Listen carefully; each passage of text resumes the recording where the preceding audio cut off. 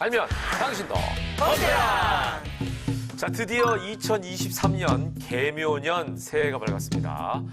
토끼처럼 깡총깡총 뛰기 시작하셨죠? 자, 저희도 올해 토끼처럼 열심히 뛰겠습니다. 법대랑 MC 김현웅입니다. 반갑습니다. 토끼는 앞길을 가로막는 장애물을 간단히 뛰어넘어서 재난을 피한다고 하는데요. 2023년 안전을 위해서 여러분들에게 조력을 하겠습니다. 변호사 신유진입니다.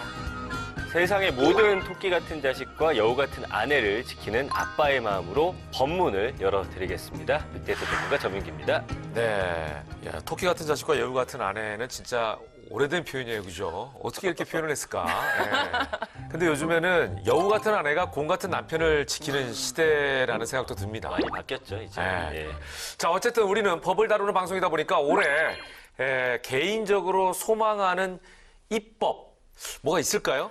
아무래도 네네. 좀 민생을 위한 법안들, 입법. 우리 법태랑에서도 많이 소개를 해드렸는데 네네네. 좀 민생 입법들이 통과되길 바람이 좀 있고요. 아니면은 또 뭐 스토킹 범죄 피해자 보호법이라든지 이런 게 좀 더 강화되어야 되지 않나 좀 그런 생각을 해봅니다. 예, 전 팀장은요? 저는 뭐 사실 법을 그렇게 잘 알지 못하니까 네. 그냥 아이 낳아도 네. 아무 걱정 없이 좀 키울 수 있게 해주는 뭐 그런 법이라든지 그리고 요즘 노년이 좀 길어졌잖아요. 네. 그래서 이제 노년에 돈이나 병 뭐 네. 이런 거 걱정 없이 좀 도와주는 법들 그런 게 좀 있었으면 좋겠습니다. 진짜 100세 시대 넘어서 이제 120세 시대니까 일자리 무한정 법 뭐 이런 거.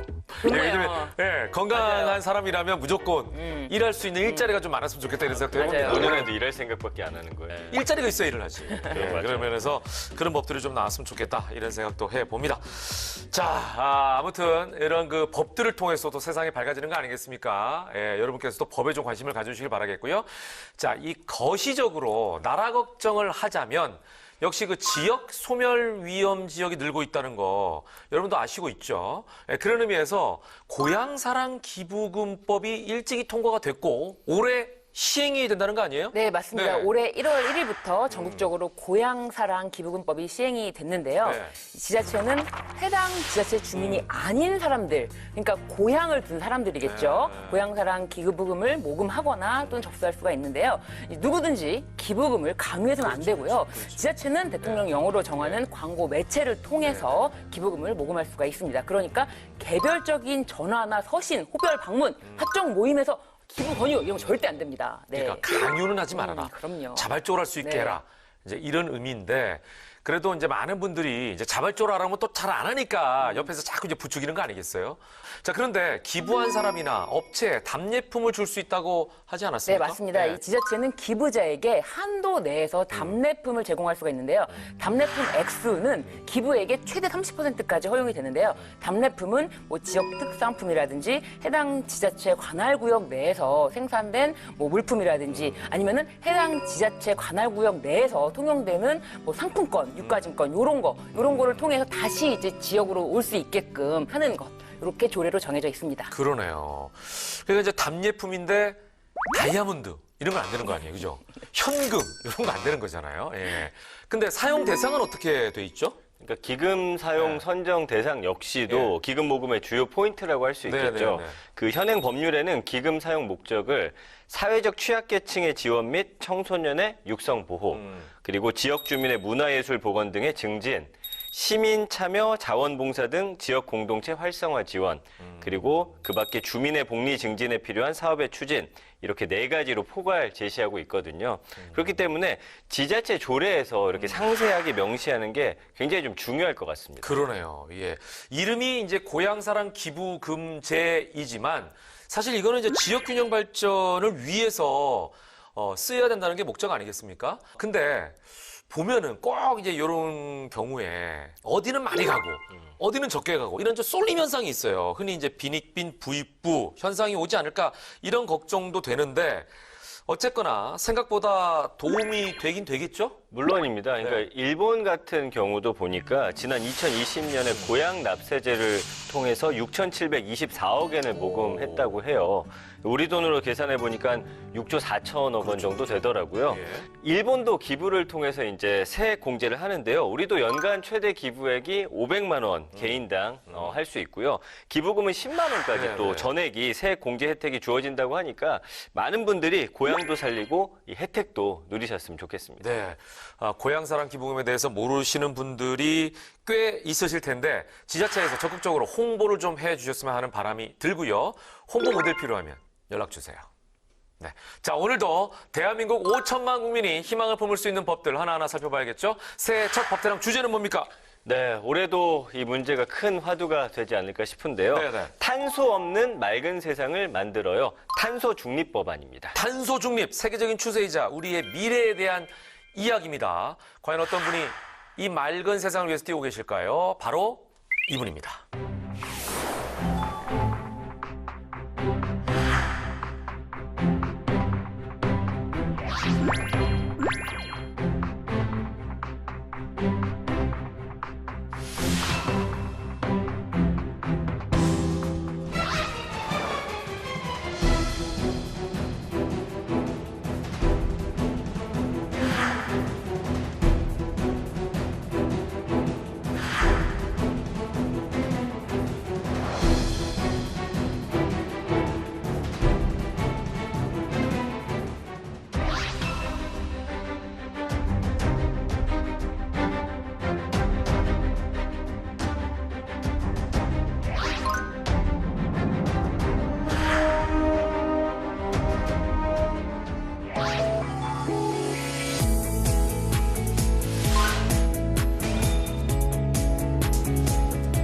도시숲을 예, 예. 그동안 국가와 지방자치단체가 주로 이거를 관리를 하고 예, 예. 운영을 했거든요. 네. 근데 여기에 이제 민간 참여를 활성화시키자라는 것이 이 법의 골자입니다. 예. 그런 것들을 좀 확대하면 도시숲이 많이 생기지 않을까.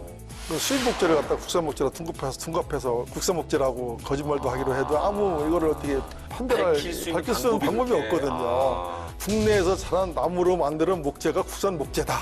산림 경영을 위한 법이 예. 20년마다 수립이 돼요. 그 기후위기나 그런 무지하게 빨리 변하니까 그때 바로바로 좀 대응할 유동적으로 대응할 수 있도록. 예.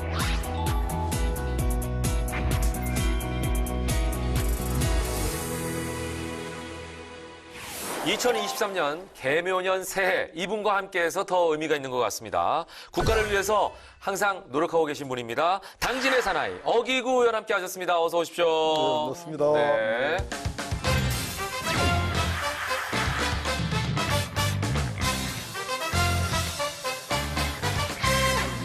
자, 일단은 새해니까 시청자분들께 인사부터 좀 해주시죠. 네, 존경하는 우리 시청자 여러분 반갑습니다. 2023년 새해가 밝았는데요. 새해 복 많이 받으시기 바랍니다. 새해는 개묘년 토끼띠라고 합니다. 검은 토끼띠라고 하는데요. 토끼가 자산의 상징이요, 또 풍요의 상징이요, 영리한 동물 아니겠습니까? 계획한 일 모두 잘 이루어서 풍요로운 한 해 되시고 토끼처럼 깡충깡충 뛰는 한 해, 업그레이드 시키는 한 해가 되기를 바람하지 않습니다. 자, 아무튼 뭐 토끼가 지금 말씀하신 대로 깡충깡충 열심히 아껴자잖아요, 그죠? 예, 예. 이제 올해도 열심히 뛰셔야 될 것 같은데 네. 뭐 꿈은 좀 좋은 거 꾸셨는지 새해를 맞아. 제가 네. 올해 네. 정말 제가 꿈을 잘 안 꾸는데요. 원래? 아. 토끼가 새끼를 그냥 많이 낳아서 안 입고 있는 꿈을 꿨어요. 우리나라가 지금 저출생 문제로 많은 어려움을 겪잖아요. 예. 올해는 좀 우리 신혼부부님들 예. 좀 아기를 많이 낳으셔가지고 예. 저출생을 극복하는 원년이 됐으면 좋겠습니다. 그러네요. 네. 예. 제가 이제 의원님에 대해서 네. 두루두루 조사를 하다 보니까 했겠죠. 300명의 의원님 중에서 네. 의원님만 갖고 있는 유일한 이력이 있더라고요. 유일한 어씨 아니신가요, 일단? 그럴 수 있어요. 예, 그것도 어씨가 맞고. 없으시죠, 네, 그리고? 없습니다. 예. 바로 오스트리아 빈에서 11년을 유학하셨는데 경제학 박사도 또 오스트리아에서 따셨어요. 오스트리아 빈에서요? 네. 네. 오스트리아 그러면 우리 이제 음악 나라, 또 네. 빈은 특히 음악 도시. 이렇게 음악만 생각하는데. 중요한 게 아니라 경제학도 무지하게 그러니까요, 예. 중요합니다. 어떻게 그쪽으로 가게 되셨어요? 잘 아시겠지만 예. 노벨 경제학상을 받은 하이에크 교수, 예. 또 슌페터, 다. 칼맹거 이런 그 기라성 같은 선배들이 네. 자리 잡고 있었던 빈 국립대학 경제학과 세계의 석학들이 모여서 공부하고 있고요. 예. 이런 대학에서 공부를 하고 싶어서 갔고요. 두 번째는 오스트리아는 학비가 없어요. 그래요? 네, 대학원 박사학위까지 학비가 없거든요. 그래서 외국 유학생에게 전혀 없습니다. 외국인들한테도. 그래서 저같이 가난한 학생은 오스트리아를 주목해 주시기 바랍니다. 인재를 키우는 그렇습니다. 그런 정책을 세계 인재를 키우고 있습니다. 예. 의원님 나오신다 그래서 또 독일어로 오스트리아 이제 독일어 쓰니까 될지 모르겠는데 헤르칠리 빌코멘. 예, 이히리베디히. 좋은 어떻게 하는 고백을 하시네요. 좋은 걸로 환영한다. 아유 그러니까요. 네. 저는 아는 건 이히리베디히. 단키쉔. 예, 네, 그래서 네, 그거까지 저희가 오스트리아 아는데. 경제학 명문에서 11년간 보내셨지 않습니까? 그 기간 동안에 의원님께서는 좀 어떤 것을 얻으셨는지요? 엄청난 걸 얻으셨을 것 네, 같아요. 20대 11년 동안 온전히 오스트리아에서 생활했는데요. 11년. 네, 오스트리아 대학은 학비도 없지만 네. 이게 중립국이잖아요. 네, 그러다 보니까 이데올로기와 이념을 초월한 세계 각국에서 유학을 옵니다. 네. 한 150개 국가에서 유학을 오거든요. 그런 세계에서 온 학생들과 다 만나겠네요. 우정을 나누고 네. 어떤 그 아주 소중한 150개국에 있는 그 친구들 다 연락하세요? 연락은 다 못하고요. 예, 일부분 연락하고 있습니다. 예, 대단하시다. 이제 한 20년이 지났거든요. 예. 네. 또 대단하십니다. 유럽에서는 네. 또 사회보장 제도가 잘 돼 있잖아요. 그렇습니다. 또 그런 부분도 신경을 쓰시지 않았나 하는 생각이 드는 것이 아니 귀국하셔서 경제학자로 활동을 하시다가 정치에 입문하셨기 때문에 좀 그런 제가 생각이 드는데 어떠신가요? 제가 이제 그 정치하는 이유도 저도 우리 당진을 좀 서해의 중심 도시로 만들겠다 이런 폭부도 있지만 우리나라를 좀 더 따뜻한 복지국가로 만들었으면 좋겠다 이런 생각들이 있습니다. 그 아마 그 올해 가장 이 소원하는 법안들이 뭐가 있어요. 제가 이렇게 멘트 앞에 보니까 예. 아이들을 편하게 키우는 법, 맞아. 그죠? 전민기 우리 팀장님은 네. 뭐예요? 소원하는 법이 뭐라고 그러셨어요 아까? 그러니까 아이들을 낳아서 네. 아무 걱정 없이 키울 키우고 수 있는. 우리 어르신들이 네. 그렇죠. 좀 편안하게 살 수 있는 그런 저는 노후에 일할 수 있는 일자리가 많았으면 좋겠다 그 얘기했어요. 그러니까요. 이런 문제가 해결된 나라가 오스트리아입니다.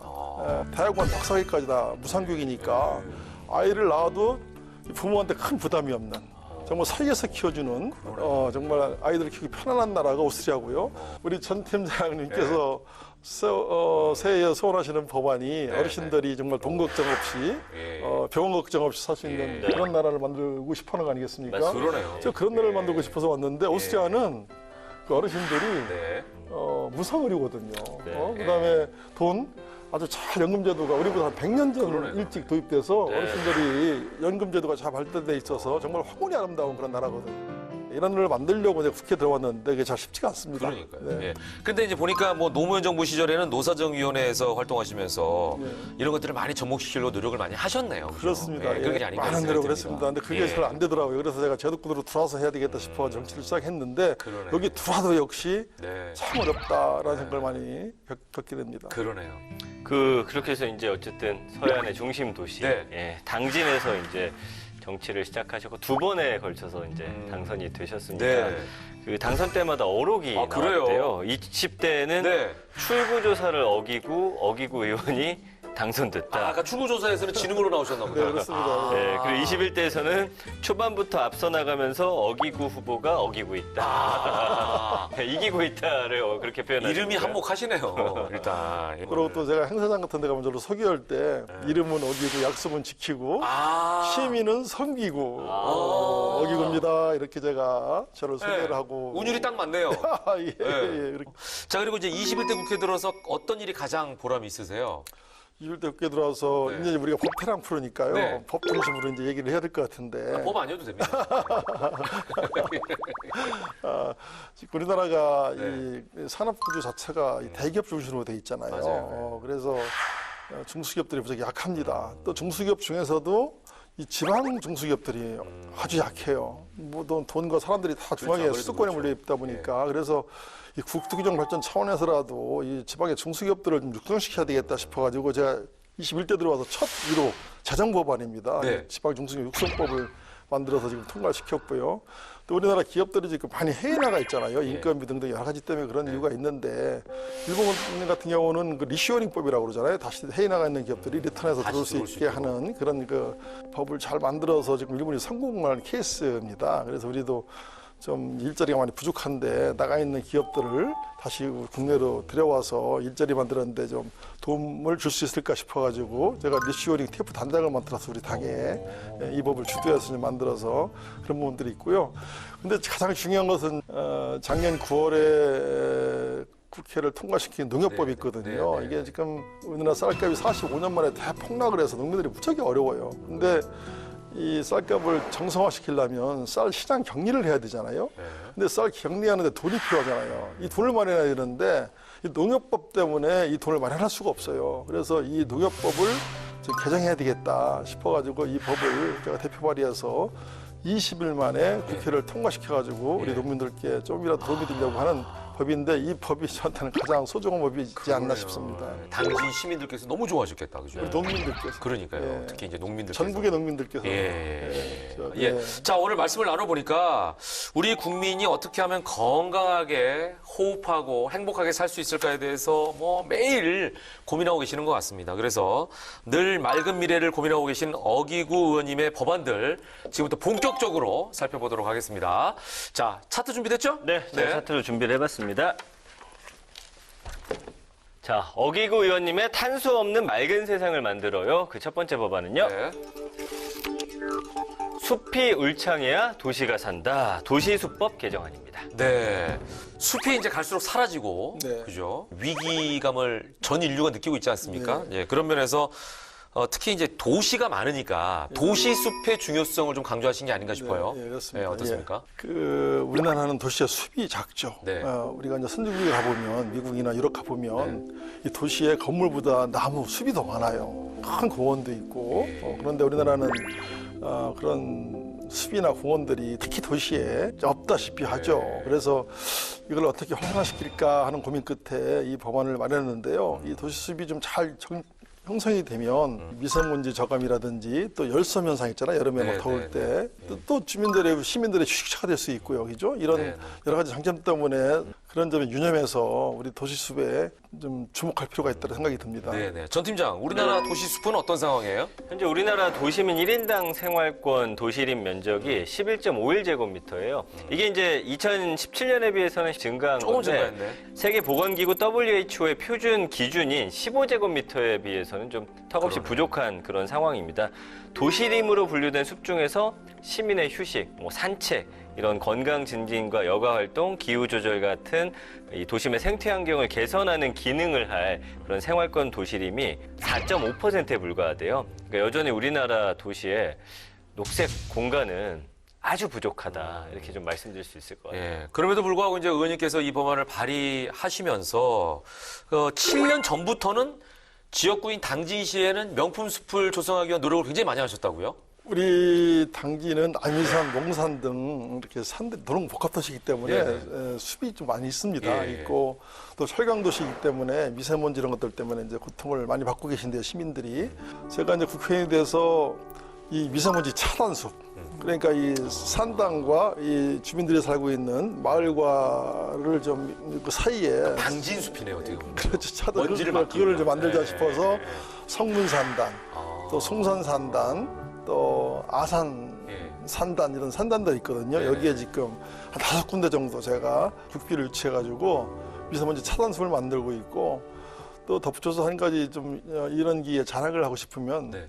그 우리 당진에 서해랑길이 있습니다. 서해랑길. 네. 그게 이제 아미산, 몽산해서 그 합덕제, 김대원 신부가 태어나신 솔미 성지까지 한국의 산티아고 순례길이라고도 하거든요. 한 19km 정도 됩니다. 한 6시간 소요가 되고요. 여기는 숲만 있는 것이 아니라 네. 우리 역사, 문화 이런 그 다양한 볼거리들이 있으니까 이 법태랑 프로를 해서 예. 홍보하는데 예. 우리 당진에 많이 가시면 들르시면 좀 많이 예. 산티아고 순례길, 예. 서해랑길을 주목해 주시기 바랍니다. 산티아고 가려면 스페인까지 가야 되는데. 그러니까요. 예. 아, 서해랑길. 말씀 설명 들어보니까 그야말로 명품숲이 아닌가 네. 그런 생각이 들어요. 왜냐하면 그냥 숲만 있는 것이 아니라 역사적인 유적도 그렇습니다. 있으니까. 예, 예. 그래서 의원님께서는 도시숲을 좀 확대하려고 이 법안을 예, 내신 것 예, 같은데 예, 예. 이 핵심 내용이 어떻게 되나요?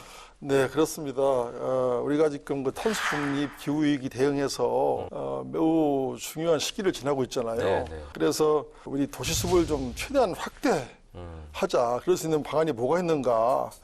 이 법안의 핵심 내용은 첫째가 탄소 흡수원으로서 도시숲을 인정을 하고 도시숲의 조성, 관리 계획의 수립 및 시행 주체를 좀 명확히 하자는 것이 법의 그 핵심 골자입니다. 그러네요. 근데 이게 이제 단순하게 나무를 심자 이런 개념은 아닌 거죠? 예, 이 탄소 배출권 거래를 하잖아요. 네. 기업들도 이걸 사고 팔고 하지 않습니까? 그래서 이 도시숲에 나무를 많이 심은 기업들은 이 흡수원을 이 흡수한 만큼 이걸 거래를 할 수 있게 만들어주는 거예요. 그래서 그동안 국가 주도로 했던 이 도시숲을 민간 참여, 시민과 국가와 민관이 함께 할 수 있도록 하는 길을 터주자는 그런 법안의 골자거든요. 그러니까 도시숲을 조성한 기업은 네. 탄소 배출을 줄였다라고 인정해주고 그만큼의 양을 더 주는 거네요, 그죠? 그 거래권을 거래할 수 있도록. 그러니까 이제 그 거래권을 사기 위해서 나무를 심고 팔고 이제 이런 것들에 기회가 주어지기 때문에 국가가 그냥 혼자 하는 것보다 우리 시민들이 참여하면 좋잖아요. 이게 이제 성공한 것이 그 울산 태화 강수 그리고 그 대전의 유림 공원 이런 것들이거든요. 그래서 그런 것들을 좀 확대하면 도시숲이 많이 생기지 않을까. 이게 이제 단순하게 그 기업에서 탄소 배출을 줄이는 게 아니라 더 적극적으로 나무를 심자 이런 그렇죠. 개념이니까 예, 이게 이제 모두 더 다. 한 발짝 앞에 나간 개념이네요. 예. 이제 국가 정부한테 맡기면 안 되고 그러니까요. 인간 우리가 같이 이걸 같이 해야 된다. 예. 예, 그렇습니다. 네, 그리고 법안에는 도시숲 측정과 평가 그리고 모범 도시숲 인증 이런 뭐 절차, 뭐 기준 이런 것도 규정이 되어 있는데요. 도시숲이라는 것이 단지 숲이 아니라 무슨 인증 절차 이런 것이 필요한 건가요? 그렇죠. 이 도시숲을 이제 만들어서 내버려두면 안 되고 이거 누군가가 관리를 해야 될 거 아니겠습니까? 이 관리 주체가 있어야 되잖아요. 그리고 이 도시숲을 인증하고 평가하고 이런 기관들이 필요한데 그런 것이 없었습니다. 그래서 이번 법안에는 이 산림청이 지정한 도시숲 지원센터에서 이 일을 담당하도록 했어요. 그래서 그냥 도시숲을 만들고 내버려두는 것이 아니라 이 도시숲의 평가, 관리, 운영 이런 것들까지 다 하게 만드는 것이죠. 중요하네요. 그냥 만들어만 놓으면 스스로 막 나무가 자라는 게 아니잖아요. 그죠? 예. 자, 이렇게 되면 이제 정부뿐만 아니라 기업들이 나서서 도시 숲 조성에 적극적으로 참여하지 않을까 이런 기대를 하게 되는데 어떤 효과를 특히 많이 기대하십니까? 우리나라 도시숲은 선진국에 턱없이 부족합니다. 이제 분발을 해야 되고요. 그래서 여기에 이제 민간들이 같이 함께 참여하고 시민들이 함께 참여하면 이 도시숲이 더 빨리 확충되지 않을까 싶어요. 그래서 이번 법안을 통해 가지고 우리나라 도시숲이 활성화되고 한 단계 도약하는 데 도움이 되지 않을까 싶습니다. 네. 지금 말씀을 들어보니까 무슨 일이든 혼자서는 불가능하지 않나 이런 생각이 듭니다. 민간 기업 또 뿐만 아니라 정치인들께서는 이제 법안을 지금 만드시는 일을 하니까 민관정이 다 합쳐야 가능한 일이 아닐까 이런 생각을 하게 되네요. 자, 계속해서 다음 법안 살펴보겠습니다. 네, 어기고 의원님의 탄소 없는 맑은 세상을 만들어요. 그 두 번째 법안은요. 목재는 국산이 좋은 것이요. 이 목재 이용법 개정안입니다. 국산 목재를 쓰자. 어떤 의미일까요? 취지 좀 설명해 주시죠. 네, 우리나라 목재 자급자족률이라고 그러나요? 이게 네. 아주 형편이 없습니다. 그렇죠. 수입을 많이 하죠. 예, 이게 이제 약 한 84%가 수입산이고 네. 우리나라 목재가 약 한 16% 정도 되거든요. 그래서 이번 이 목재 이용법을 좀 새로 좀 개정을 해서 예. 이 국산 목재 제품에 대한 정의를 좀 명확히 할 필요가 있다. 이렇게 규정을 하고요. 또 이 국산 목재 확인제를 통해서 이걸 도입해서 탄소 저장 소재인 국산 목재를 더 많이 사용할 수 있도록 하자. 두 가지 목적에서 이 법안을 만들었거든요. 네. 이 목재가 바로 탄소 저장 탱크거든요. 이 목재를 좀 잘 활용해서 집도 짓고 그래야 되는데 네. 이게 우리나라는 집들이 전부 시멘트로 다 지어지잖아요. 목재 집을 좀 많이 짓자. 앵커님 가보시면 보면 로스리 같은 알프스에 가보면 집들이 거의 2층은 다 목재예요. 1층만 일부분 시멘트고요. 그게 법으로 규제되어 있습니다. 그러니까 집에 50%, 뭐 산속에 있는 집은 30%뭐 이렇게 해가지고 목재를 사용할 수 있도록 의무화하거든요. 또 목재에다가 여름에도 가보면 그 꽃을 쭉 걸어놓잖아요. 그래서 그 집들이 한 폭의 그림 같지 않습니까? 그 사람들이 일부러 그 시멘트를 짓기 싫어서 짓는 게 아니에요. 강제시킨 거거든요. 강제화, 의무화. 법이 돼 있으니까 어쩔 수 없이 하는 면도 있네요. 그래서 우리도 그냥 이 시멘트로만 집을 짓지 말고 집의 미관을 위해서라도 목재를 좀 일부분 우리나라 목재를 사용할 수 있도록 하는 그런 법들이 필요하겠다 싶어가지고 이 법안을 제안했던 것입니다. 네. 지금 저 의원님께서 우리나라의 그 목재 수입률 자체가 84%다라고 말씀하셨는데, 네, 맞습니다. 전 팀장, 네. 이 대부분이 펄프 수입이겠죠? 그러니까 펄프가 종이 원료로 네. 이용이 되잖아요. 네. 수입되는 목재 제품 중 약 한 33%를 펄프가 차지하고 있거든요. 그렇군요. 굉장히 높은 비중이고요. 이외에 이제 건축이나 가구용으로 이제 사용되는 목재 제품의 수입량도 약 24% 정도 됩니다. 그 2021년에 산림청이 발표한 목재 이용 실태 조사 결과를 보니까 우리나라 목재 이용량이 2020년 기준으로 2,726만 5천 제곱미터. 이거는 사실 와닿지가 않죠. 국산 목재가 이 중에서 428만 3천 제곱미터. 그러니까 여기서 중요한 거는 국산 목재 이용률이 15.7%밖에 안 된다는 거. 이 수치가 중요한 거죠. 자, 근데 이제 저는 지금까지 좀 다르게 생각했던 것 같아요. 네. 그러니까 우리나라가 땅도 작고 예. 나무 숫자도 그러니까 작을 거 아니에요? 네. 그래서 이건 좀 보호하기 위해서 수입을 많이 해야 된다 이렇게 생각하고 있었는데 약간 어떻게 보면 어리석은 생각이 아니었나 이런 생각도 해보게 됩니다. 그동안 그 정부는 국산 목재 발전을 위해서 애를 써온 게 아니었나요? 정부도 네. 애를 쓰긴 썼. 쓰긴 썼죠. 예. 조금 썼죠. 그것도 2018년도에 네네. 그 법안을 만들어가지고 이 공군 부분부터 국산 목재를 일정 부분 사용할 수 있도록 하는 법안을 만들었는데 이게 잘 작동이 안 돼요. 왜냐하면 국산 목재에 대한 정의가 불명확해요. 그 수입 목재를 갖다 국산 목재로 둔갑해서 국산 목재라고 거짓말도 하기로 해도 아무 이거를 어떻게 판별할 밝힐 수 있는 밝힐 수 있는 방법이 그렇게. 없거든요. 그래서 이번 제 법안은 국산 목재를 정확히 그 정의를 했어요. 국내에서 자란 나무로 만드는 목재가 국산 목재다. 그러니까 외국산 목재를 가공해서 한국에서 내놓으면 국산 목재가 될 수도 있었거든요. 이런 그렇죠. 건 그러니까 국산 목재가 외국에서 안 되고. 자란 나무인데 만들기는 한국에서만 만들었다가 그러니까요. 국산이다 이렇게 했는데 했는데 아. 국내에서 자란 목재만 국산 국산이다. 목재다라고 정의를 정확히 했고요. 그래서 우리 국산 목재를 좀 더 많이 사용할 수 있도록 이렇게 한 법입니다. 그러면은 이 국산 목재에 대한 어떤 인증을 하는 제도 자체는 폐지하고 오히려 또 지방자치단체 조례로 만들 수 있는 방법 이런 것들 국산 목재 인증 제도를 이번에 만들어야 되죠. 아, 다시? KS 마크를 만들어야 돼요. 그래서 이건 국산 목재다라고 확실히 해줄 수 있는 그런 법안을 만들어야 되고, 네네.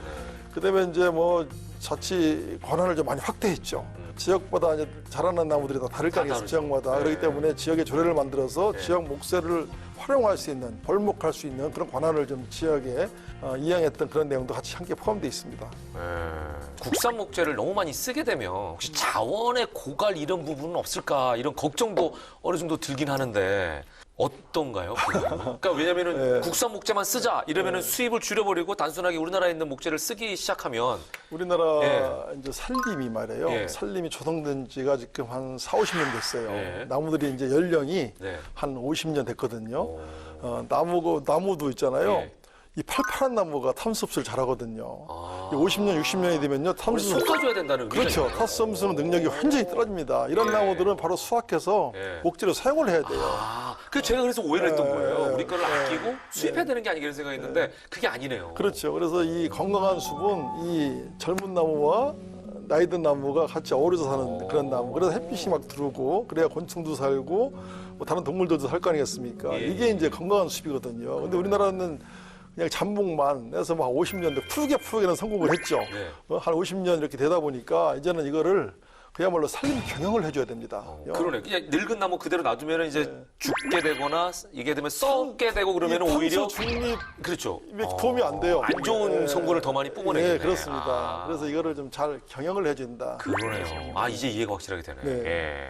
우리 의원님 말씀대로 진짜 이 심어진 나무만 중요한 게 아니라 목재 같은 경우는 이제 철근이나 콘크리트 이런 타 재료에 비해서 생산 과정에서 소비되는 그 에너지량과 배출되는 탄소량이 적은 소재예요. 그러니까 환경에도 좋다는 거죠. 그래서 일본의 월드마일즈 연구의 보고서를 보니까 목재 생산하는 데 비해서 동일 부피의 알루미늄을 이제 생산하는데 796배, 그리고 철강은 264배. 콘크리트는 6.6배 에너지가 더 필요하다는 거죠.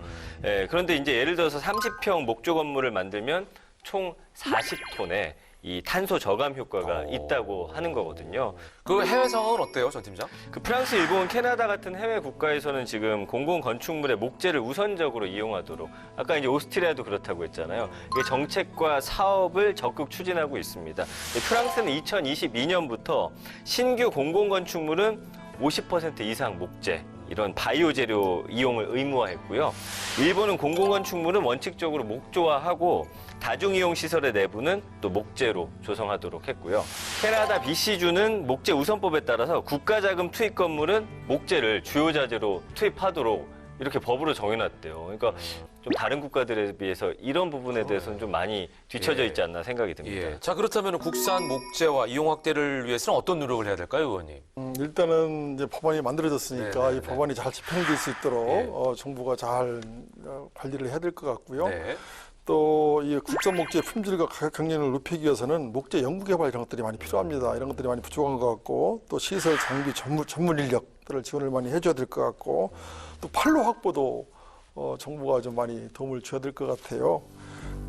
그런 차원에서 작년 10월 달에 이 국토부 행복청 또 산림청 서울시 등이 목축 건축 활성화를 위한 업무 협약을 체결을 하기도 했더라고요. 이제 정부가 좀 정신 차리는 것 같습니다. 예. 이런 그 협약들을 통해 가지고 친환경 소재인 목재에 대한 국민적 관심을 높이고 다양한 정책적 지원이 이루어지면 지금보다 더 예. 국산 목재가 이용이 활성화될 것 같습니다. 예, 목재 자체가 탄소 통조림이다 이런 생각이 네, 드네요. 그죠? 맞습니다. 그 안에 이제 예. 탄소가 그대로 저장이 돼 있기 그렇습니다. 때문에 예. 그걸 이용해서 집을 짓게 되면은 탄소도 그대로 저장이 돼 있는 상황이고 자연 친화적인 환경 속에서 인간이 좀 더 풍요롭게 살 수 있지 않을까 예, 이런 그렇습니다. 기대감을 갖게 됩니다. 자, 계속해서 다음 법안 넘어가 보죠. 탄소 없는 맑고 고운 세상을 여는 어기구 의원님의 세 번째 법안은요. 우리 강산 더 푸르게 이 산림기본법 개정안입니다. 야, 오랫동안 썼던 캐치프레이즈네요. 맞아요. 우리 강산 푸르게. 예. 자, 작년에 이제 불이 너무 많이 나서 산림 훼손이 아주 심각했습니다. 예. 어떤 취지를 담은 법안인가요? 네, 우리나라의 국토의 63%가 산림이잖아요. 예. 또 이게 이제 산림의 공익적 가치를 따져보니까 약 한 230조가 된다고 그래요. 이게 산림이 주는 혜택이 공익적 가치가 어마어마하잖아요. 이 산림을 잘 보호하고 보존해서 우리 후손들한테 물려줘야 될 임무가 저희들한테 있는 것이죠, 그죠? 근데 이 산림 경영을 위한 법이 예. 20년마다 수립이 돼요. 보통 다른 것들은 5년마다 한 번씩 5년마다 하는데, 뭐 경제계획을 그러니까 이게 20년 만에 이제 한 번씩 하거든요. 근데 20년 세월이 너무 이게 길잖아요. 그러네요. 그래서 이거를 이렇게 놔두면 안 되고, 그 기후위기나 무지하게 빨리 변하니까 이런 변화에 부응하기 위해서 어떤 그 보조 기구가 필요하다. 그래서 제가 이번에 법안을 만들어서 이 산림정책 심의위원회를 좀 설치 운영해서 이런 20년 동안 장기간 묶인 산림 계획을 그때 바로바로 좀 대응할 유동적으로 대응할 수 있도록 네. 하는 그런 그 법안을 하나 만드는 겁니다. 네. 그러네요. 20년. 진짜 생각해보니까 꽤 기네요. 네. 그러니까 문제가 생기면 그때그때 대응해야 그래서 되는데. 이제 심의위원회를 만들어서 여기 네. 이제 산림청장이 위원장으로 하고 이제 전문가 각 부처 뭐 관계 국장급 실무자들이 모여서 보안 부처 차원에서 이걸 달려드려야 됩니다. 네, 굉장히 능동적으로 유연하게 그렇습니다. 대응하자. 예, 예, 예. 네, 이런 말씀이신 것 같아요. 근데 이제 산림은 자연이기도 한데 사실은 자원이잖아요. 아까도 이제 말씀해 주셨지만 우리가 이제 숲을 통해서 치유도 받지만 이게 또 돈이 되는 산업이 될 수도 있기 때문에 제대로 된 산림 정책이 좀 필요하다라는 생각이 들고요. 이미 이제 산림 강국인 독일이나 핀란드, 노르웨이 선진국에서는 보편화가 돼 있고 뭐 계속 얘기해 주셨지만 오스트리아가 이런 게 특히나 잘 돼 있다고 봐야겠죠, 의원님. 오스트리아 살면서 저도 산을 많이 다녔거든요. 등산을 또 많이 예, 그래서 산을 좋아해서 오스트리아에 많은 산을 다녔는데 한번 가보세요. 오스트리아 한 번도 산이 못 얼마나 가봐가지고요. 좋은지 가보시면 정말 그 아름다운 알프스와 네. 정말 그 멋진 수정 같은 호수, 그다음에 그 어마어마한 숲. 이미 의원이 거기 가계시네요, 지금. 그다음에 표정이. 그 알프스의 그 크고 작은 그 산골 마을들, 이런 마을들이 함께 어우러져서 한 폭의 그림 같아요. 야, 그러니까 여름 되면 등산, 하이킹 육돌, 또 뭐 수상 스포츠, 또 겨울 되면 스키. 이 어마어마한 관광객들이 모여들음으로써 정말 산이 돈이에요, 돈. 하나의 산업이거든요. 우리도 국토가 지금 7알이 산 아니겠습니까? 그냥 내버려 두지 말고 예. 정말 산림을 경영해서 예. 정말 우리 후손들한테 좋은 숲, 좋은 산을 잘 물려줬으면 좋겠습니다. 국가 경제 보고네요. 보고. 보고입니다. 말씀 듣고 보니까. 네. 예. 그 오스트리아 보니까 네. 나무를 증가시키는 비율과 함께 이용률도 같이 이제 높이는 그런 정책을 쓰더라고요. 이제 특이하게 오스트리아는 그 산림의 81%가 개인 소유입니다. 아, 그래요? 예, 그리고 15%가 정부, 4%가 이제 기타 소유인데 오남용이 좀 우려될 만한데 또 그렇지가 않대요. 개인 산림법에 건데? 따라서 이제 의무적으로 협회에 가입해서 당국의 또 모니터링을 계속해서 받아야 되는 거고요. 그런 안정장치가 있습니다. 그리고 사용하는 나무보다 자라고 있는 나무가 또 더 많을 수 있었던 이 이유가 바로 산림법을 제대로 지키고 있었기 때문이었습니다. 야, 놀랍네. 자, 아무튼 이 법안이 이제 통과가 되면 어떤 효과가 생길까요? 여기 이제 총 정리를 해주시면 좋을 것 같아요. 우리 산림도 대단한 산림입니다. 네. 제가 얼마 전에 독일 대사관 초청을 받아서 갔었는데요. 거기 갔더니 그 유럽 쪽에 여러 나라 대사들이 함께 와 있더라고요. 그래서 이제 여러 가지 주제를 가지고 논의했었는데 그 중에 하나의 토픽이 네. 산림이었습니다. 산림. 네, 네. 이 사람들이 깜짝 놀라는 거예요. 유럽 사람들이. 네. 우리나라가 불과 뭐 50년 전만 해도 다 벌거숭이 산이었었잖아요. 그렇죠. 근데 지금은 민둥산. 뭐 민둥산. 네. 근데 지금은 뭐 어디 가나 정말 아주 그냥 푸르게 우리 산림을 감탄을 해요. 이게 5대양 6대중 아프리카 어딜 가더라도 이렇게 성공한 나라가 없대요. 대한민국이 최고입니다. 산림 정책에 있어서는. 그런데 이제 산림 경영이 필요합니다. 네. 이게 내버려두면 안 되고요. 잘 활용을 해야 돼요. 예. 이게 산업이거든요.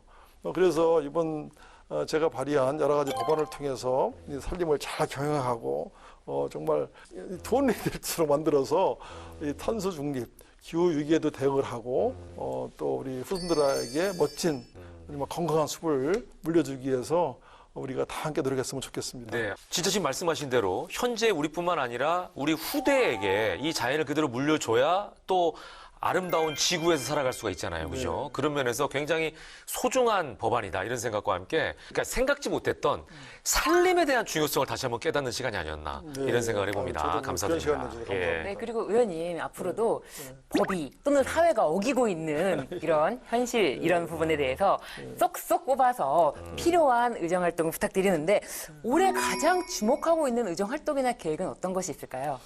제가 지금 농해수위에 있잖아요. 농해수위에 있기 때문에 일단은 이제 농해수위 우리 상임위에 충실을 해야 됩니다. 그래서 지금 농민들이 쌀값 때문에 무척에 걱정이 많고 네. 또 후쿠시마 원전 오염수 일본이 올해 방출. 4월 달에 방출하거든요. 그래서 수산물에 대한 그 걱정을 많이 하시는데 일단 농민, 어민들, 이 어민들이 좀 편안하게 살 수 있도록 그런 법안들을 좀 많이 만들어야 될 것 같고 또 아까 이제 말씀하신 그 아기 키우기 편한 나라 또 어르신들이 돈 걱정, 편 걱정 없는 그런 복지국가 이런 법안 만드는데도 최선을 다해야 될 것 같습니다. 네. 아니, 의원님께서 아까 녹화 들어가기 전에는 아유, 오늘 어떻게 해야 되지? 막 걱정하시더니 이건 뭐 들어오자마자 그냥 술술술술 이렇게 풀어내셔가지고 깜짝 놀랐습니다. 오늘 어떠셨어요? 이게 곱타기 어렵네요.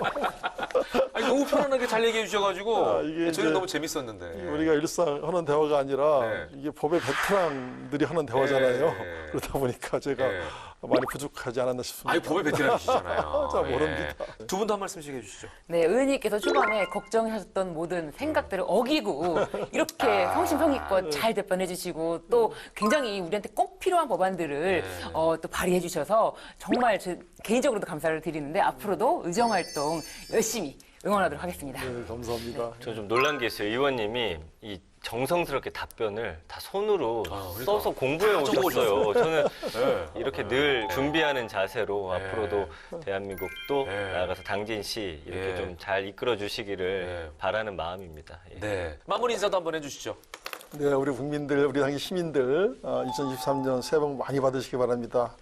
중국 고사에 교토 3불이라는 얘기가 있습니다. 이 토끼는 위험에 대응하기 위해서 굴을 3개나 파놓는다고 그럽니다. 2023년 나라 한바퀴로 많이 어려울 것 같은데 우리 시민들 교토 상불하여 이 위기를 잘 극복하고 기후위기 대응과 탄소 중립에도 교토 상굴에서 이 위기를 잘 극복했으면 좋겠습니다. 새해 복 많이 받으시기 바랍니다. 네, 아유, 의원님 아마 이제 여러 가지 생각이 남겠습니다만 오스트리아가 일단 머릿속에 많이 남을 것 같습니다. 예, 오스트리아 하면 또 우리가 유명한 영화죠. 사운드 오브 뮤직, 에델바이스 많이 기억에 남는데 영화 속에 이런 대사가 있더라고요. 하나의 문이 닫히면 또 다른 문이 열린다.